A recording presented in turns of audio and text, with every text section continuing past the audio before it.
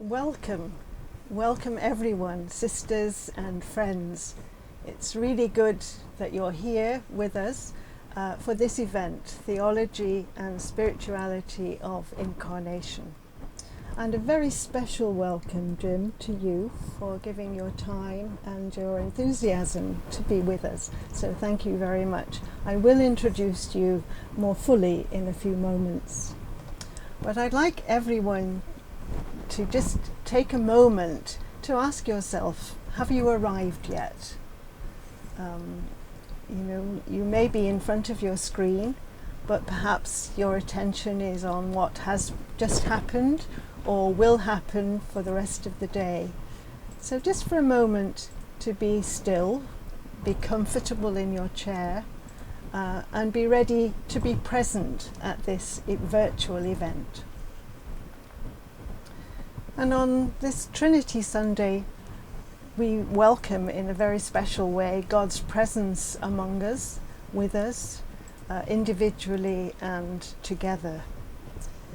Let's pray to be open to whatever God will be saying to us through what we hear, what we think about, including some questions we may have.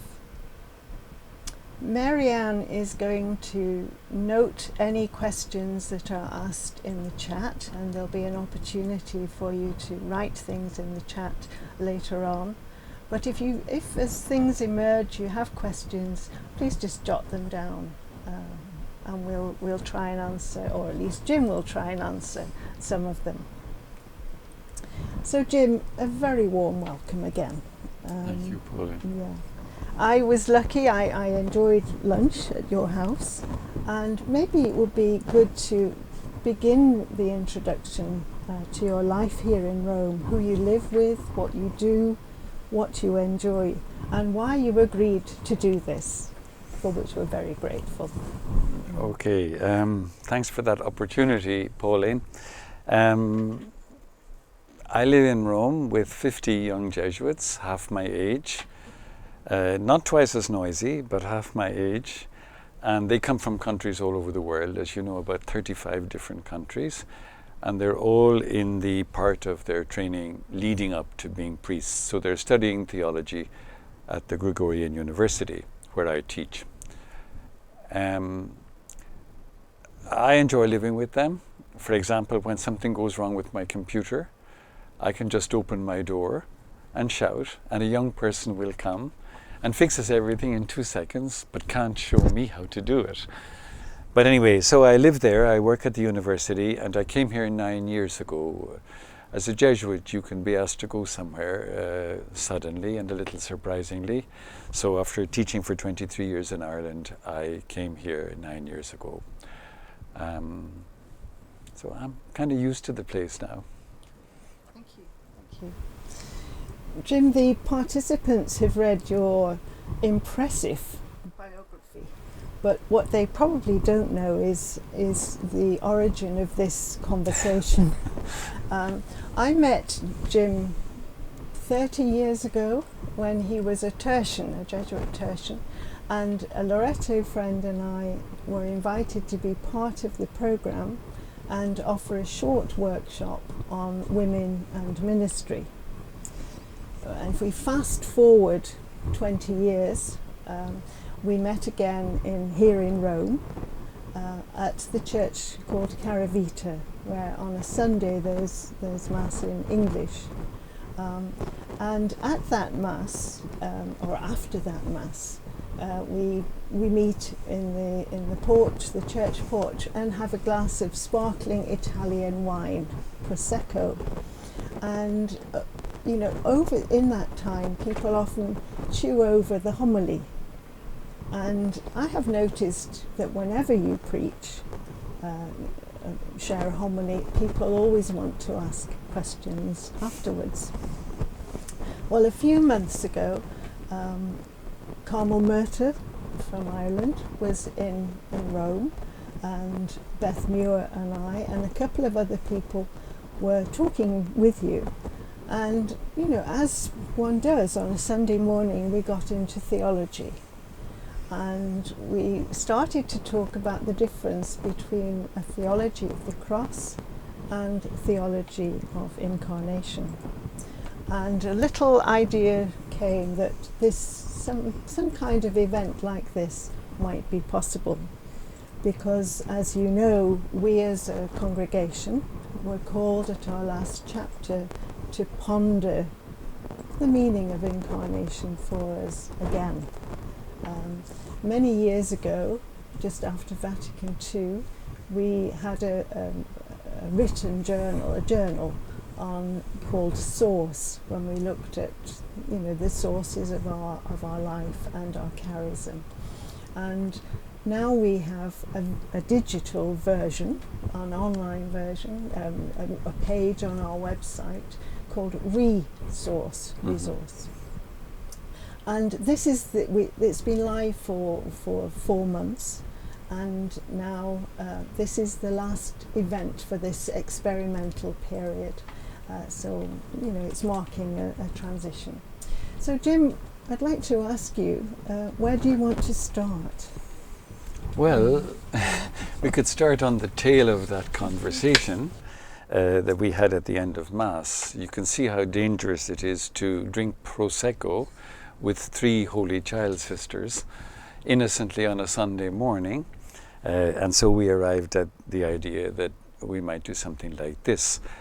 I remember talking about how the Incarnation and the cross are both central in Christianity. You can't leave either out, but that many people tend to emphasize one in their overall Christian view of things more than the other. Some people are enthusiasts of incarnation, I'd say your congregation, while others see the centrality of the cross and the need to be aware of why and what happened in that event and how central it is for Christian life. So one thing was clear to me, talking to you that day, also it's true of me myself, the theologians I like and so on. Maybe Jesuit spirituality, finding God in all things, is an incarnation of spirituality. But Cornelia, she certainly was focused on incarnation. She seemed to me to have a very feet on the ground spirituality. Cornelia didn't look up to find God. She looked out. She looked around. She was absolutely certain that God could be found hidden in the ordinary things of the world, the people, the places, the situations. And you know that time in Rome when she was living with the Sacred Heart sisters and discerning her vocation, she knew quickly that she was not meant for the cloistered life, but for the active life, for tracing incarnation, the presence of the hidden child who is God among us in life around her. And I think that is a special nucleus of her spirituality. So to try to talk about that, to try and get more deeply into it, of course a very deep topic, I have read different people at different times who have helped me, but one or two might be worth mentioning. The English theologian, I don't say that because you're English, but Rosemary Houghton, who also wrote something for you. She wrote a foreword for a book. Yeah. Yes. Well, she once described the Incarnation as the passion of God for humanity, driving God to become incarnate in Jesus. And she used the symbol, the model of erotic love, not calm love or tranquil love or unmessy love, but erotic love. And she spoke about plants breaking up through the ground and dams being burst by the flow of water and so on. Such is God's passion for closeness with us, to become flesh like we are. That really struck me at the time. I was 40 years younger than I am now, so it wasn't, it was a while ago. I read other people too that impressed me. Another was Karl Rahner, the German Jesuit, whose name everybody knows how to drop, but very few maybe can read him with ease. But he once wrote a prayer and he said, God, I'm frightened by your infinite size, your infinity, your immensity. That scares me. I want you to speak an abbreviated word to me. Say a word to me. Tell me that you love me. Speak an abbreviated word. And of course, the abbreviated word that God speaks is a word that is fully God, but incarnate in Jesus. Again, that struck me not just as a head thing, but as affectionate. Ranner, as a person of prayer, he wanted to know that he was loved by God. And even if you could think about it in all sorts of grandiose ways, the bottom line was, give me a word I can understand. Other theologians have helped me. Elizabeth Johnson in America, she taught me.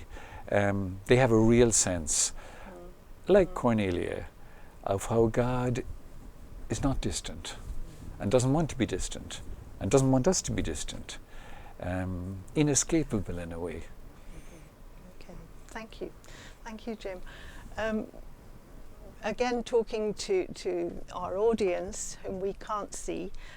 By the way, apologies, but my microphone was fixed on the wrong way, so I hope you can hear me better now. A few weeks ago, when Jim came to our house here in Rome, we asked over lunch the rest of the community what would be good for you to address, what would they like to hear, and would you like to pick up? I'm sure you remember that well. Oh yes, they gave me quick instructions. Yeah. They started by saying, don't talk about incarnation. Don't use that word. It's an abstract noun. So I was happy with that, really. I think it's better to think of it as a verb, that God incarnates, becomes flesh, visible in all sorts of places in the world. But they also said to talk about the child, the significance of God becoming as vulnerable. A child is completely vulnerable, depends in every way on other people for all that he or she needs.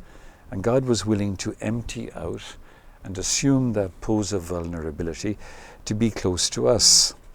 A thing I remember from some of the material you gave me to read about Cornelia was when she came upon the name for her congregation. When she was sitting in the garden at Trinità dei Monti in Rome, and her young son Frank was playing, and she saw the statue of Mary with a child in her arms, and she knew in an instant that hers would be the society of the Holy Child. And what I particularly like about that moment was, very few religious founders have their own children, but Cornelia is exceptional, and she had her child.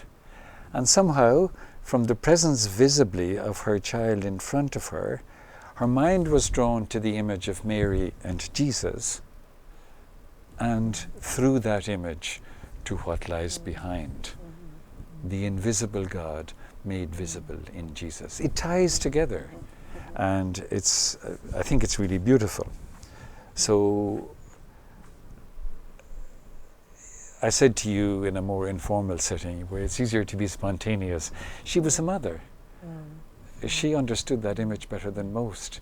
She understood the kind of intensity of love that is there when a mother holds a child, loves a child. Well, God knew that too.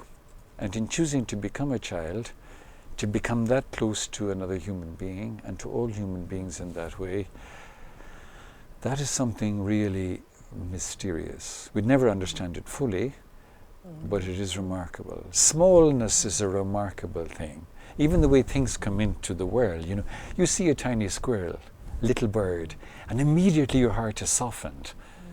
Smallness makes us go soft. Toughness makes us go hard. So God becomes soft, becomes small. Joseph Ratzinger once said, I just remember now, you know who he is, God didn't enter the world with a show of power to compel our love, but stole into the world with the vulnerability of a child to invite our love. That's incarnation. Thank you. Do you want to say a little bit more from a poetic point of view? Well, in the book I also read about Cornelia, I was struck by how much a person of prayer she was. I'm always amazed that all these founders, whatever they have to deal with, there's always somebody who says she spent long hours in the chapel. She was there before God in silence. I'm really taken by this because I don't do enough of that. But I say the reason they found the right path is because they were talking with the right person and seeing with the right eyes. When you pray and pray and pray and immerse yourself in Christ, well, you begin to look at the world not with 2 eyes, but with 4. And that's a way of seeing how you can go forward. And there was a phrase in the book that I read, eyes opened by prayer to recognize Jesus as a divine presence. Cornelia was saying, I think, to all her sisters and also to the students in the school, if you don't pray, you won't see. Prayer gives sight. Recognizing the risen Jesus is not a matter of taking courses. Recognizing the God in the baby Jesus is a matter of being close to him in regular and daily prayer. So if incarnation is at the heart of a community's way of seeing things, its members will learn through prayer and contemplation, through looking at the child, they will recognize who's there. This is sometimes called sacramental thinking, seeing through the visible to the invisible. Leonardo Boff, a Brazilian theologian, speaks of things as being transparent of God.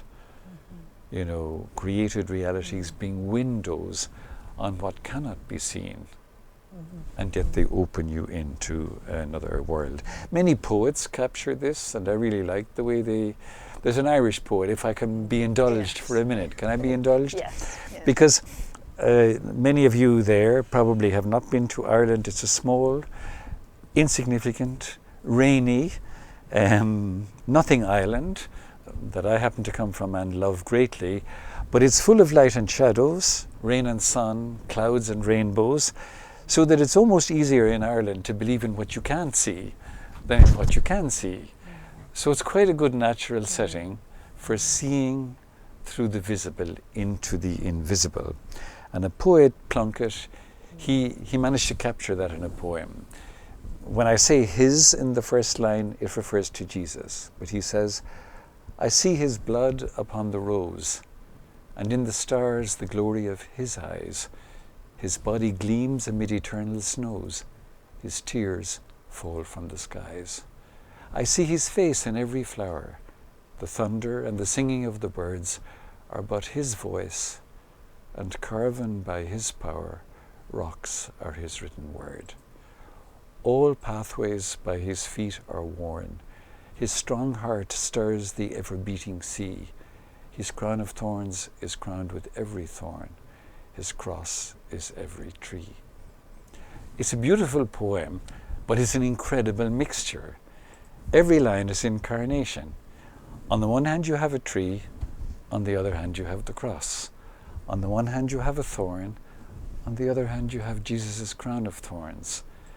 You have the rose that is red and the blood that is shed. It's incredible how he mixes earthly with heavenly, and that's sacramental thinking, and poets are very good at it. I think Holy Child Sisters are probably very good at it. I think Cornelia was very good at it, seeing one baby and seeing the significance of another baby. That's at the heart of your spirituality, and it's remarkable. I was very impressed that you knew that poem by heart, Jim. And I think a poem often takes us to another level within ourselves. And really, I'd like to invite our audience just to take a moment quietly. When did you last see something that reminded you of the God in everything? And we'll just allow those words to drop down into our hearts, and just take a pause, because what you've shared with us is very rich, and we need a moment or two to digest that. So thank you. So just take a moment for yourself, please.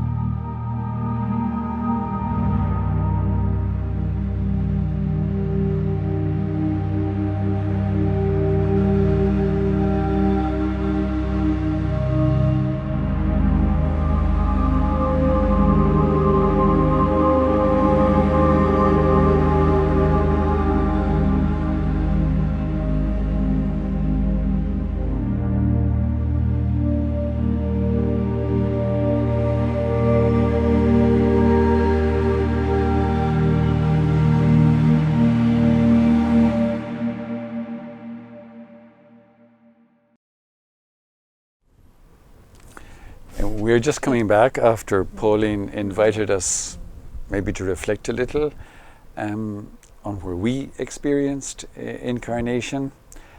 And it seems to me it must be the case that if you work with old people, you work with young people, poor people, if you work with students, you must at times in their faces have seen more than a mere face. There must have been moments when you saw and saw more and saw further.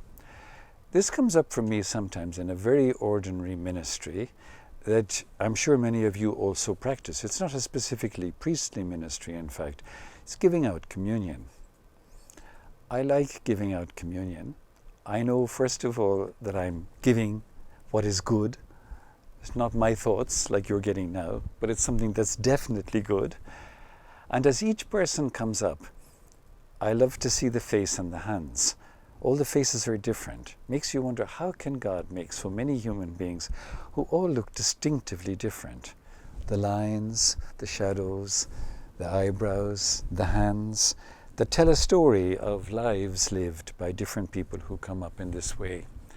But I think this has a deeper root. I will never lose the joy in the experience of giving out communion. But I think it has a deeper root in an experience I once had the day I was ordained a priest. I wasn't a very holy fellow then, and I'm not now either. But I didn't have any high moments, you know. We were lying on the ground and they were praying the litany, and you should have been feeling transported to divine realms, and I wasn't. Even the first time I said the words of consecration, nothing really, I felt nothing. The Our Father, the sign of peace. But somebody handed me a ciborium after communion to go and give out communion. And I stood at the top of a line, and I noticed movement far ahead of me, people in the line, many people, but a man coming from one side to the other, changing to get into my line. Well, that man was in fact somebody who had been a friend for 20 years already, and in fact was my friend all my life until he died. But he jumped the line just to arrive at me. And when he arrived at me, and I said to him, the body of Christ, I knew that he had been the body of Christ for me, that Christ was present through him in walking in friendship, in laughter, in support, in all the things that come through a good human friend, a friendship that lasted his whole life, our whole life. And I knew then that the body of Christ could be touched in the body of another person in whom Christ becomes alive. Or when my father was old and in hospital and near the end of his life, he was dying, and it was Christmas time, and he was hooked up to many wires and machines, and it was only a matter of time. He had good faith, so he was courageous, but he was completely powerless, divested of all power, and he had been quite a powerful figure. And he was lying there depending for everything, every human physical thing you can imagine, on help from other people. And we were just watching him there, just being with him. But on that particular day, Christmas Day, because we all took turns being with him, I couldn't go to Mass. I just wasn't available to go to Mass because I needed to be with the family at the mealtime, and I needed to be with him then. And we don't penetrate to what gives them being and holds them up and infuses them with love, and they just become things. They must always stay things. You know, the created realities are very important, but they can be vehicles to the uncreated. And I think that modern ways of thinking and living make that much harder to accept. And before, Jim, you said about Cornelia that she spent a lot of time in prayer to enable her to see a different dimension, or to see the fullness of what was before her. She to stay close to. It's funny. She knew it, so she prayed, and she prayed, so she knew it. Yes. you see, you can't blame people if they don't pray at all, but then if they don't see what the eyes of faith see, you can't really do anything about that unless they're willing to. You know, think of the scenes after Jesus' resurrection, when Mary Magdalene, Peter, the other disciples, various people saw him. Very often, just like Cornelia would say, they saw him in circumstances right in the middle of everyday life, at a meal, catching fish, in the garden, walking on the road. And what Jesus did was he re-entered their lives in places where they recognized him before. So what they did was they recognized him. To cognize is to know, and they re-knew him. When Jesus said to Mary in the garden, when she was all over the place and looking for the dead body, and he goes, "Mary," can't you imagine? Just like when somebody who's close to you says your name and breaks through all the noise, and you recognize the presence of the person. Now that is, again, there is the risen body. And what is the risen body opening a window on? Jesus has already entered a new existence, and it's an invitation to others to believe in that, to see that, to have what only the eyes of faith can see. So you can look to resurrection, actually, to understand incarnation, because there's a nice story. I think I told you this once. A great Dutch theologian, he was a Dominican, not a Jesuit, but he was really great. And he came, very generous of me, and he came from a very large family, and he was kind of down a bit in the family. And he had a sort of bossy older brother. I think it was the older brother, it might have been his father, but anyway, it was at Christmas, and they had a creche or a crib, and there was a baby in it, obviously. And the older person in the family said, "Eddie, that baby is God." Now there's a wham of incarnation right there. That baby is God. But this guy grew up, became a Dominican, studied theology, and he said, "I spent my life trying to figure out what that meant. That baby is God." But incarnation's like that too. It enlivens your... Say who the Dutch theologian was. Oh, did I not say his name? No. Oh, Edward Schillebeeckx. One of the reasons I didn't say his name is because it's very difficult. I don't think I pronounced it correctly. I can spell it. Right. And I say to students, if they can spell it correctly in an exam, they'll get a grade higher. Oh, right. But that's who he was, yeah. But another phrase for which you've become well known, beyond Caravita, though you've often used it there, that we're all invited to be detectives of grace. Yeah, I like the phrase, and I used it once, I don't know, casually in an article or something, and people picked up on it, and they liked it too. So I said, okay, this is touching something. Maybe they were Holy Child sisters, some of them, I don't know. But anyway, they were definitely into incarnation. Where that phrase came from in me was, I was going to call him my nephew, but he's not. He's my godchild. He's the son of that friend that I mentioned earlier. But I was living in America, where they live, at the time that he was born. I was asked to be his godfather, and I became his godfather. But he was born with a tumor wrapped around where the two optic nerves meet. And it impaired his sight quite badly. But we didn't figure this out at first. But gradually we noticed he wasn't seeing like other children, that there was something wrong. And then we noticed something else which was actually particularly endearing. You know, I would lift him up, and he would use his fingers to travel my face. In other words, he was seeing my face through his fingers, because his eyes weren't very good. And he knew the geography. I see him do it with his mother, other people that he was close to. And I suddenly realized, maybe that's what Christians are called to do in the world. Use the tips of your fingers. If you're really motivated to see, like he was, he wanted to know the face of the people he loved. If you want to know the face of Jesus, hidden, buried, incarnate in the world, you're tracing him with the tips of your fingers to try and bring forward the face that you love and you want to show to other people. And I thought of him as a detective. He was detecting.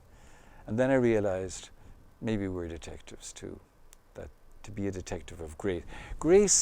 Grace is a holy word that we use, but what it means is, it means the presence of God always in tandem with something created. Grace never turns up on its own. You can't say there's grace over there. But you'll tell a story about something and you say, there was grace in that. And people will see through the created things that the uncreated presence of God was also there. Ronan was his name. Is he still alive? Is he? He did. He survived, and lots of prayer and good medical treatment. Oh, that's good to know. Jim, in the rule that Cornelia created for the society, she said very specifically that Jesus was our model. And we know that's something deeper than, saying what would Jesus do, WWJ do. Again, can you say a little bit more what you think she was inviting us to in Jesus as our model? One of the things I became intrigued about quite a lot when reading the material on Cornelia was that she was a mother. I think that made a huge difference. And I think, for example, when I read about the fact that she cradled her son for 43 hours after he had fallen in the boiling oil or sugar or syrup or something, and anyway he died. But she walked that journey with him. Whom do you think of when you hear that? Another mother who walked a journey with her son that led to a cross. Cornelia's ability to move between her own motherhood and the motherhood of the Holy Child. A child can't really be a model. I mean, a child does nothing, so how can you model your behavior on him? Well, actually, he has done something because he is God who has poured himself out completely and made himself vulnerable. So in that sense, you can model that. But there's more there somehow. There's more there. It means self-emptying. It means putting others first. It means looking out and looking up. Perhaps it means, you Holy Child Sisters emphasize a lot, action, not words.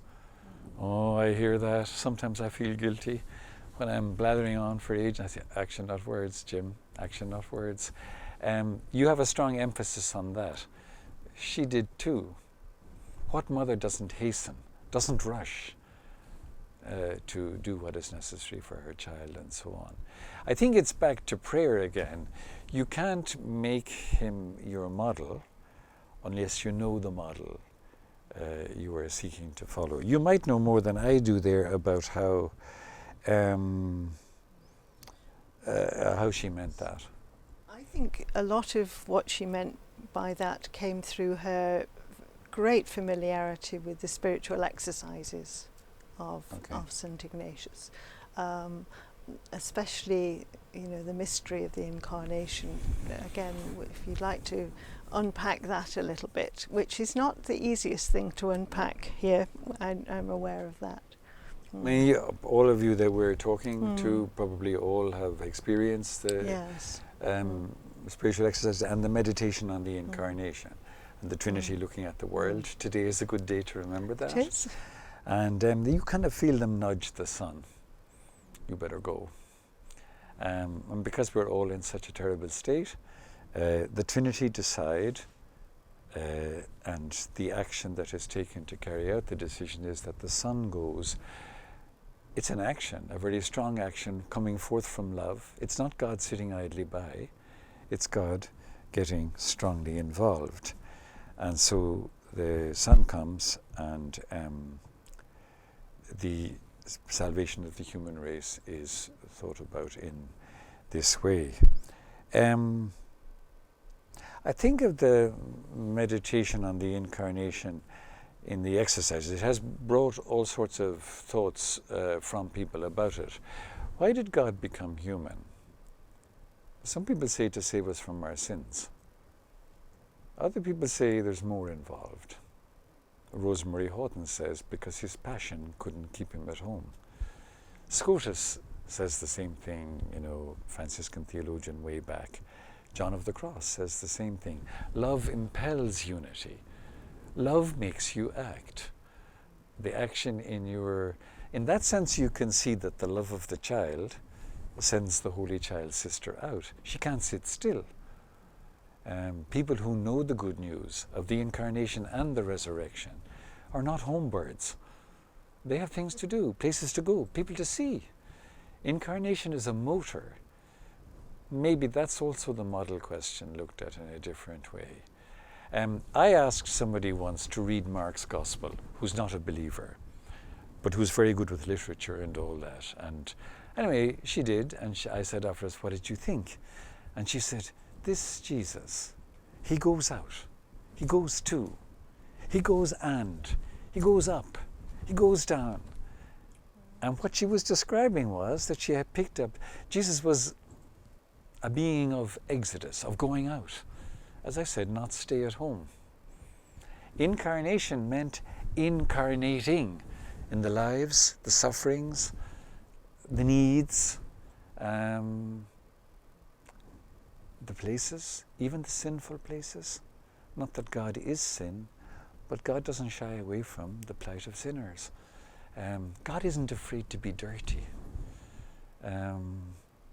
In that sense, Incarnation is amazing too. Some people are a bit shocked by, people used to be shocked by Caravaggio's paintings because people had dirty feet. Mary, for example, on the road and so on. And people thought it was making the holy persons too human. But you can't make Jesus too human because he was fully human. And I think one of the phrases that particularly our students pick up on is, be yourself, but make that self what God wants it to be. And I think that's something linking with what you're talking about there. Yeah, I liked that line when I read it from Cornelia, and I think there's great depth there. Sometimes educators don't tell you be yourself. They tell you be somebody else. They're quite critical, judgmental. Their first thing is stop doing what you're doing. That's not right, that's wrong. I don't think that's the Holy Child philosophy of education. And I don't think it's Cornelia's either. She says, before she says that, she says other things too, but she says that when you are,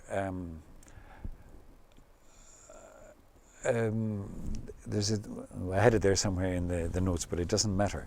But she says about how you begin with the gifts that God has given to people. Sure, they have faults, but you don't want to build on the faults, so begin with the gifts. And of these gifts, she says, well, concentrate on those and draw those out.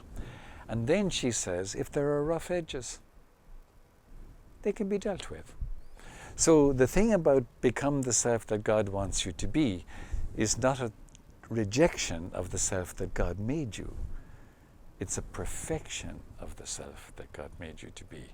So I can imagine her in a classroom, or I can imagine her in a convent.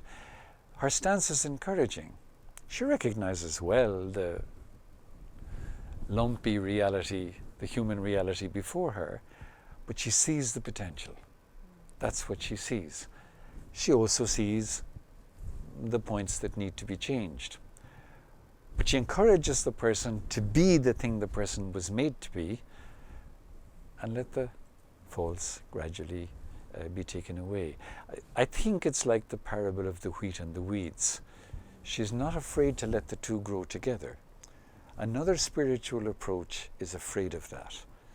Thinks the weeds will strangle the good and pulls them out immediately. But what did Jesus say about that? He said, be careful about doing that because you might pull up the good seed as well. She had a very positive approach to people, and I think that also came from, I said that to you one day, a mother doesn't look at her child and say, you know what's wrong with him? She knows well what's wrong with him, but that's not her first look. Her first look is this miracle that is my child. The second look is, how can we help him to be all that God calls him to be, or her to be? I like that a lot as a philosophy of education. And my own experience as a teacher is that when you criticize students and beat them down and make them feel bad about themselves, their performance goes way below what it could be. But if you praise and raise and hope and pray that they'll be better tomorrow, they will be. Yeah, Jim, I'm just keeping How a are we doing little for eye. that? We're okay. I'm just keeping an eye on the time because there are some questions, I think, in the chat. But maybe just before we move into that, you could just say a little, like, going right back to the reason, the initial spark for this conversation, the difference between a theology of the cross and theology of the Incarnation, please. Yeah, this is, and I wasn't sure about putting this in, and Pauline and I were talking about it, because this can get quite complicated, because, you know, theologians can make everything that's interesting complexified and, you know, impossible to understand.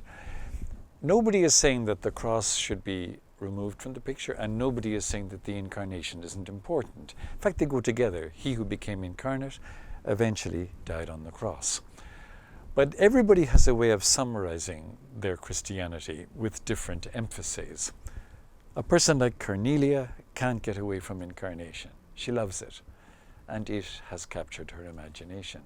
But she has room for suffering and sin and the cross. But it has its due place. In the history of Christianity, somebody like Luther, living at a time when there was a great deal of Christian imperfection around, Luther felt that you couldn't arrive at a knowledge of God through contemplating naturally created things. And he appealed to 1 Corinthians, where Paul speaks about the cross, which is apparently foolish, being wiser than the wisdom of men. Luther had a dialectical, contrary type of approach. The thing that you think is all wrong is the thing that's in fact all right. And he wanted people to see that their vision could only be corrected because it had been so distorted by sin, by being confounded by the wisdom of the cross that is wiser than the foolishness of human beings. He then wouldn't have been too keen on an incarnational perspective, a perspective that could see from analogies in the world, analogies to likeness with God. He was nervous of that. Others can exaggerate in the opposite direction and forget that our analogies immediately need the corrective that we are human and we're limited and we miss the point. But nevertheless, I think that the two emphases, which should never be lost sight of completely, you find them in Vatican II. My finger went up like a teacher. But you do. In Lumen Gentium, influenced a lot by the French theologians, there was great optimism about what God and human beings could do together. But it was almost as if we could save ourselves in a version of that document. The Germans got nervous about that, not only Ratzinger, but also Ranner, who's an incarnational theologian. And they said we need a little bit more of the theology of the cross here, because human beings don't see straight.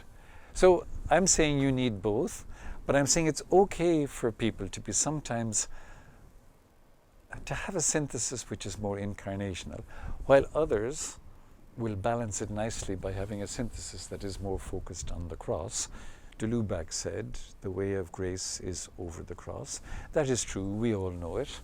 To love God, you will suffer too, and you will find out your own need for conversion and all. But the focus doesn't necessarily have to be sharply on. And I know you would say Pope Francis. I think he's in the in the camp of incarnation. Yeah, because I mean the man is on the streets. He's always out there. He's spent his whole life on the bus, in the tube, you know, what do you call it, in the metro and so on, going to the poorest areas, dealing with people in all sorts of irregular situations. Francis doesn't expect anybody to be living a perfect life. And to be true, nobody is. So, and wears man's smudge and shares man's smell, our smell. You know, that's what Christ seemed to want to do. Yeah. And I relate that to Francis's smell of the sheep as well. He's not upset at rubbing shoulders with human beings who don't get it all right. And I think that's Christianity. You know, I did not come to call the virtuous, Jesus said, but sinners. Well, On that note, I think we're going to turn to Mary Ann, who may have picked out some questions that have come into the chat. So, by the way, we are here at the Roman Communications Office, and a very kind Jesuit called Robert is steering us through this virtual event. So, Robert, are we ready for the... Oh yes, here's Mary Ann. Thank you. Go on.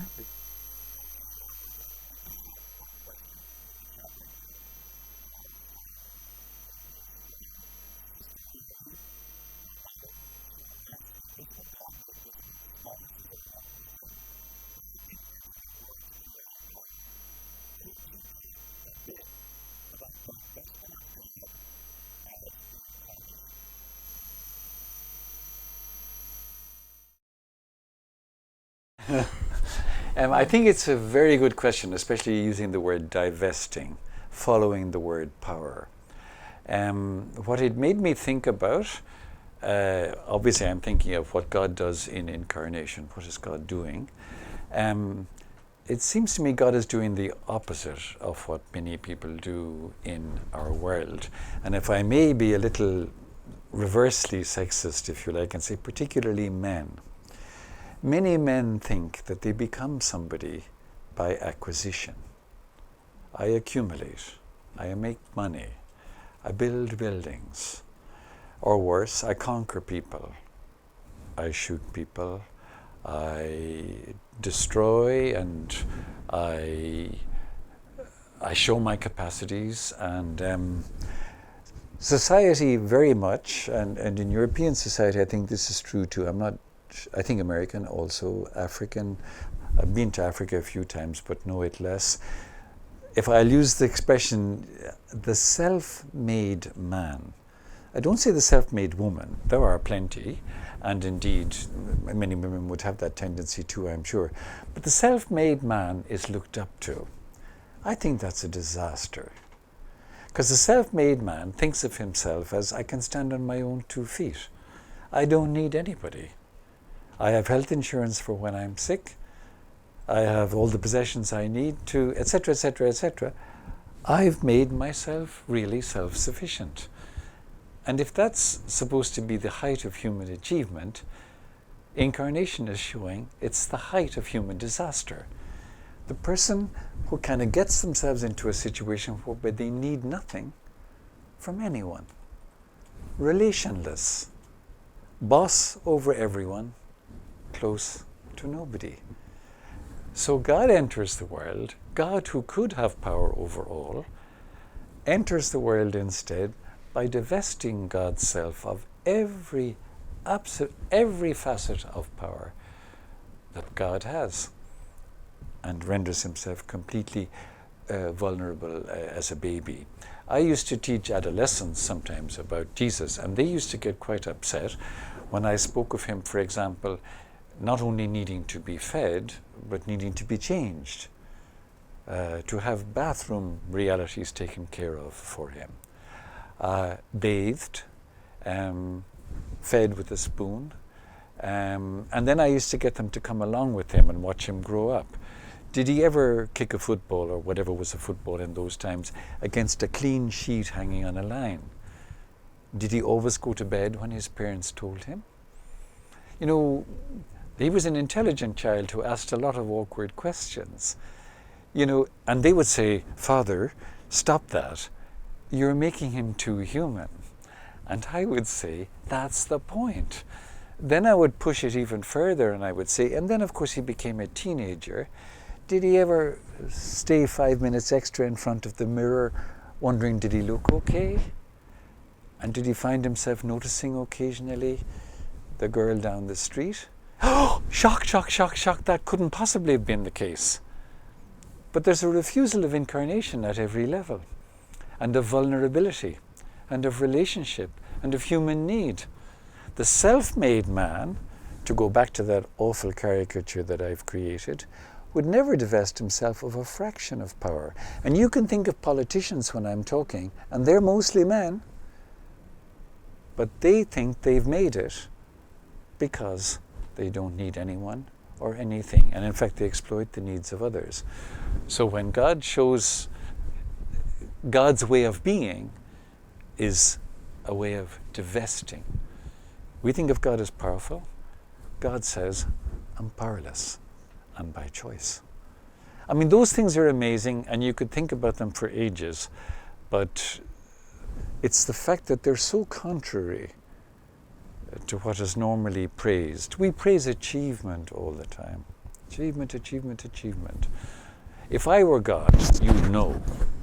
And I would arrive very nicely, I'd be kind to everybody, but there'd be a free day. The planes would fly overhead, emitting divine smoke. There'd be trumpets. And I'd be in a place above everyone, so that they could see me. The baby in the manger didn't enter the world that way. And that's what I meant when I said smallness is amazing.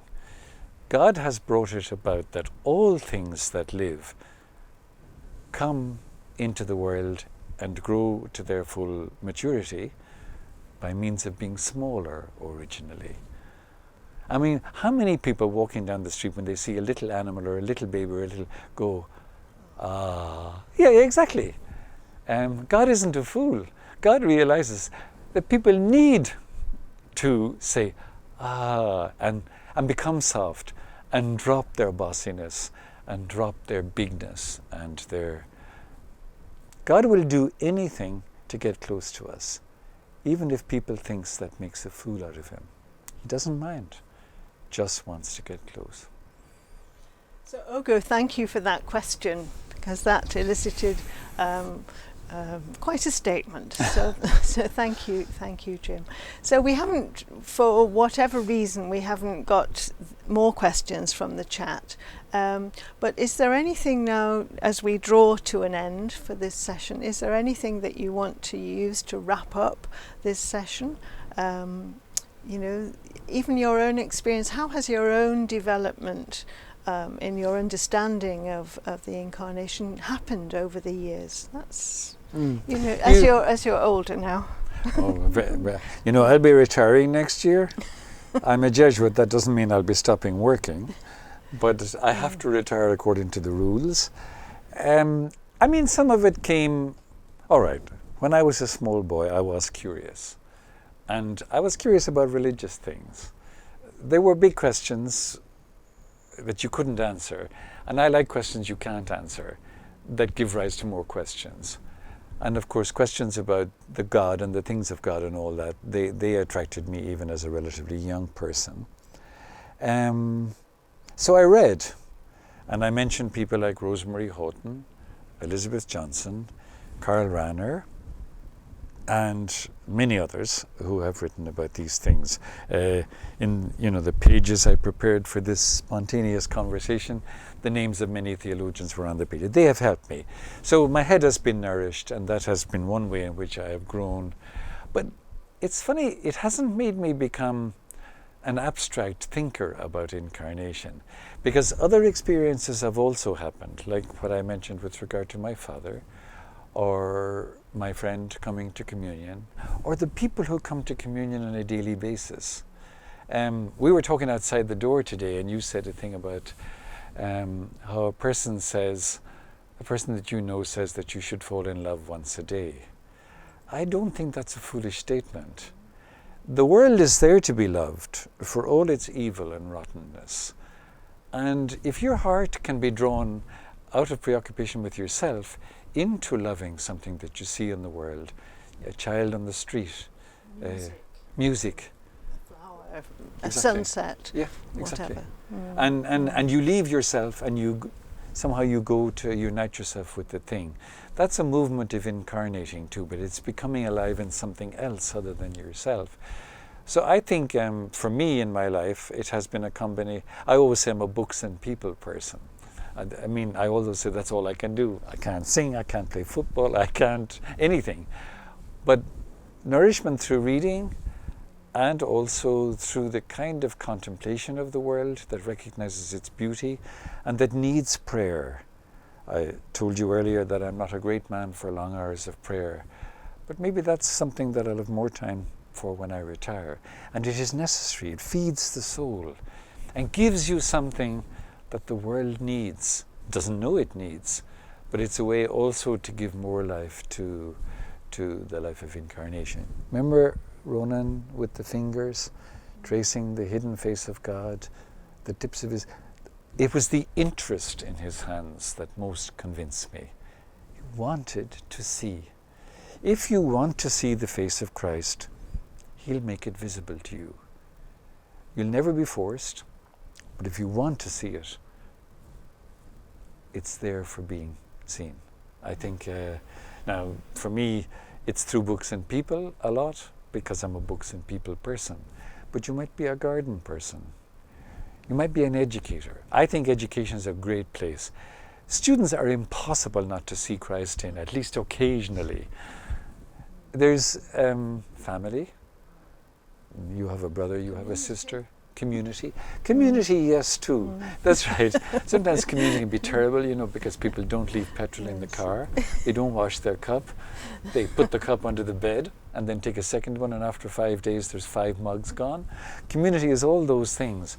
And yet I can say, looking back on 50 years of being a Jesuit, I liked the Jesuits in school. I liked them when I joined. And now knowing them from every side, from every side, I still like them, find God in them. That's the people I live with. And that is, I see his face at every flower. You know, the incarnation's an activity. Yeah, it is. It's not a theory. Yeah. We have a question.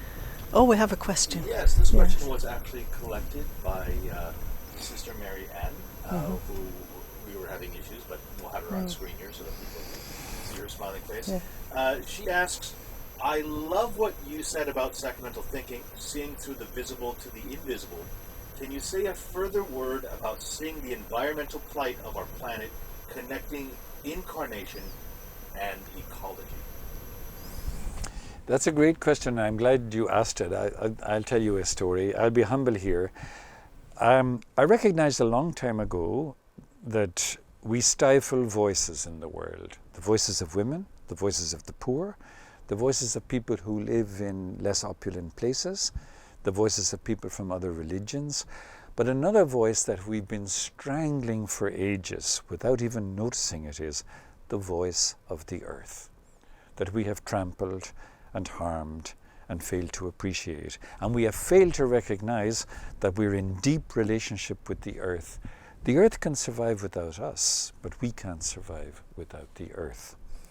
So I think into the incarnational picture. This is a challenge to me because this year for the first time I taught a course in integral ecology. And I'm just beginning to see how it can be linked to incarnation.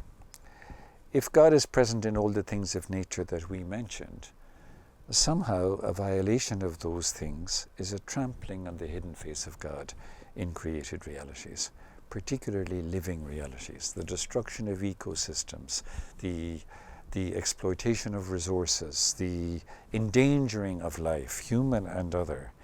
I'm speaking now in very strong pessimistic terms in a sense, because I'm very concerned about things like rising sea levels and melting ice and all that. We have a serious debt, especially those of us in this northern hemisphere.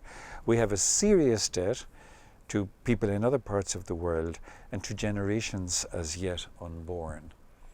Okay, this puts quite a moral angle on what we're saying in relation to incarnation. But it might be just a more motivating, a more loving or beautiful way to go, to think of all living things as bearers of the traces of the divinity and as meriting, therefore, the kind of attention that we have been talking about. We really need to open out to that kind of vision. I need that very much.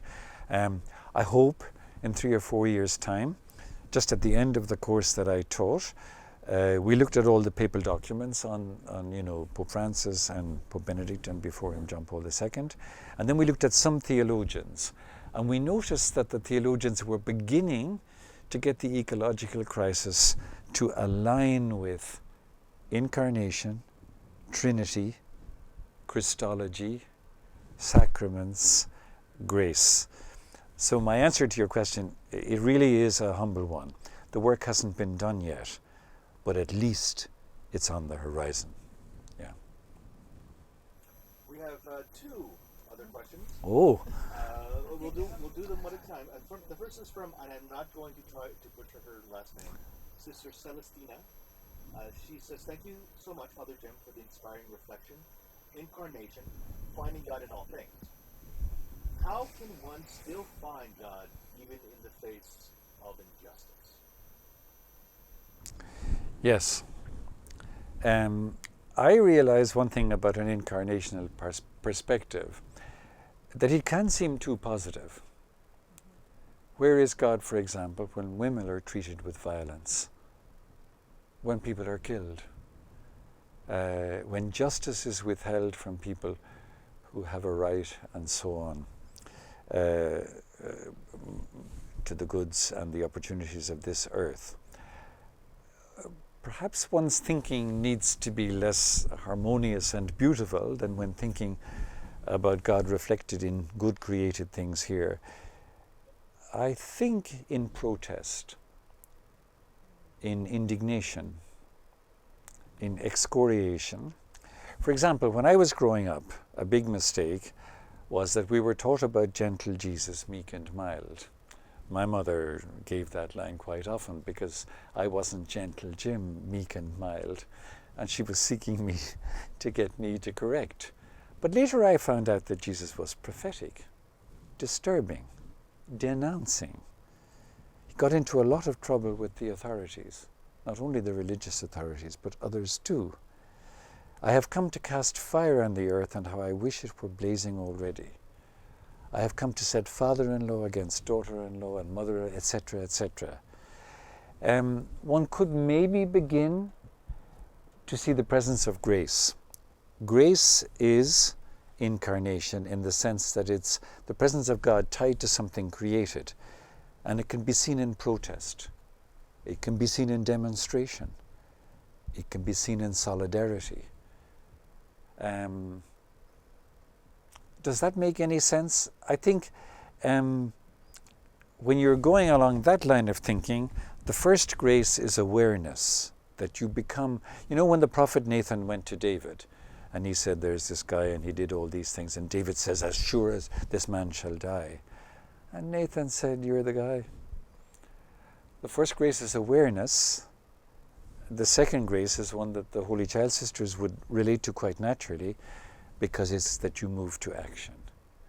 The awareness gives birth to the action.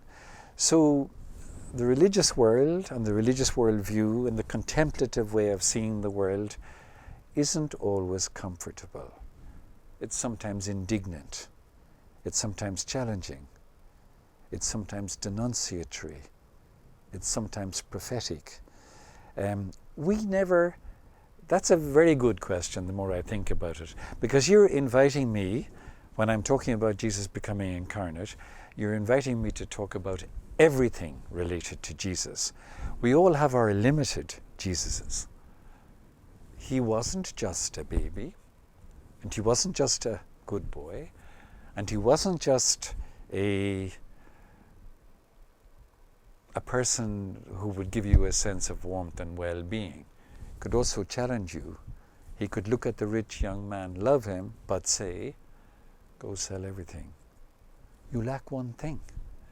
That question is an excellent question because there's a danger. It's a mistaken understanding of sacramental thinking, but there's a danger that it could lead to too much affirmation of things as they are, whereas sometimes sacramental thinking.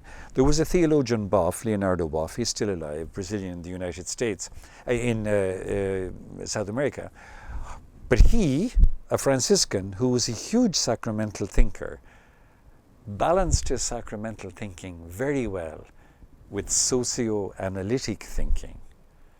And he brought the two together. He said, everything is grace at the level of creation. of God's making it and it being good. And through all that you can see through to the divine. But he said, all is not grace at the level of history. At the level of history, we have committed some colossal errors and atrocities and all that. So the sacramental thinking, with the help of Boff, is placed in dialectical relationship with the socioanalytic thinking. And that brings the justice thing more into the picture. I think, Robert, it will have to be the last question, please, given the time constraints, which is very incarnational. Oh yes, we're in time and space. Yes. All right, Thank then you. the last question comes from Veronica Ufomba, who asks, Father, what could be the similarity between spirituality of incarnation and Ignatian spirituality? You relate the spirituality of incarnation and the use of the five senses. Yeah, that's good. The first bit is kind of easy, I think, for me, in the sense that I think Ignatian spirituality is a spirituality, well, first of all, it's a theology of God. And it's not a theology of God sitting in the celestial armchair watching the world roll by. Ignatius's God is at work, working in the world. Think of the contemplation to achieve love.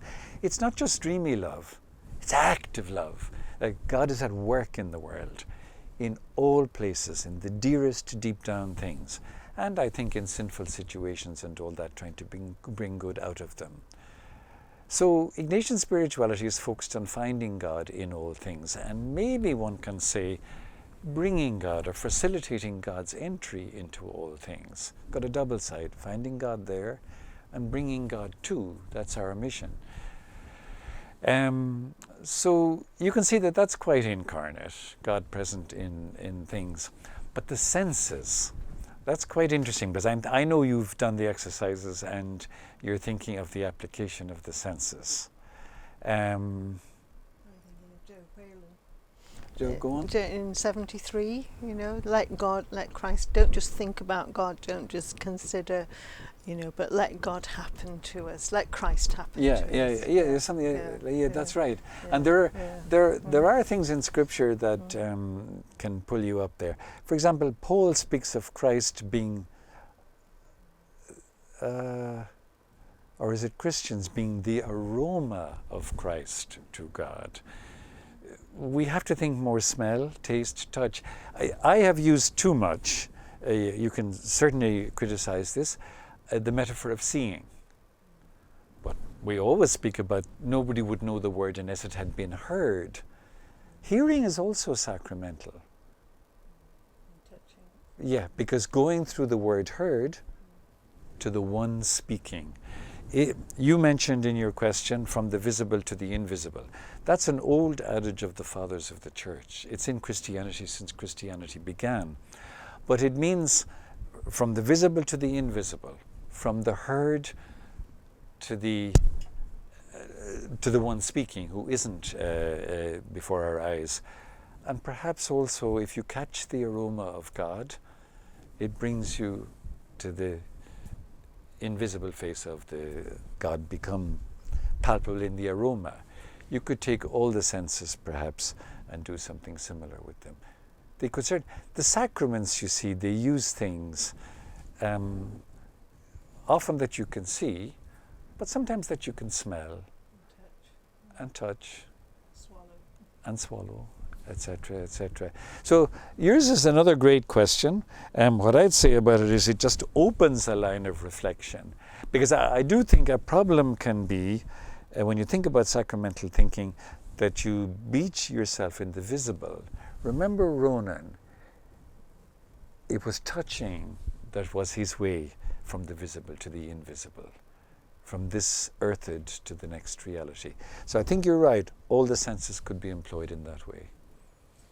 Well, unfortunately, we've come to the end of our time, but I would invite people just to think, what do I need to think about or talk about more with somebody else in the community or a friend or whatever?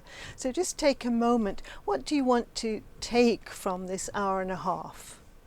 What's maybe a key phrase or an idea or something that has confirmed your belief or stretched your belief, your understanding.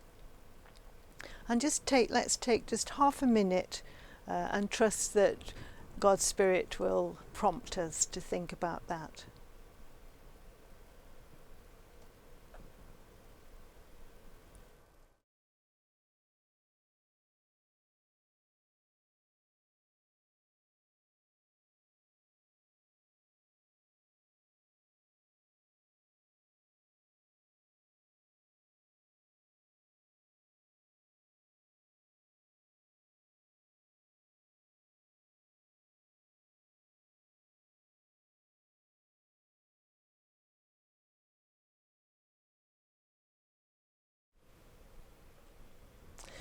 So it remains for me to thank you profoundly, actually, Jim. You've given us a great deal this afternoon, and I've enjoyed being with you in exploring this issue. Issue is the wrong word, but this theme, this reality. I'd also like to thank, you can't see Robert behind here, but he has shepherded us, we technophobics, through this hour and a half. Thank you, and another thank you to Marianne, whose work on resource actually was really important in culminating in this conversation. I'm delighted that you've all had chance to come, and it will be recorded, so if some people haven't had the opportunity to join us, they can, and we'll send out an information about how that can be accessed.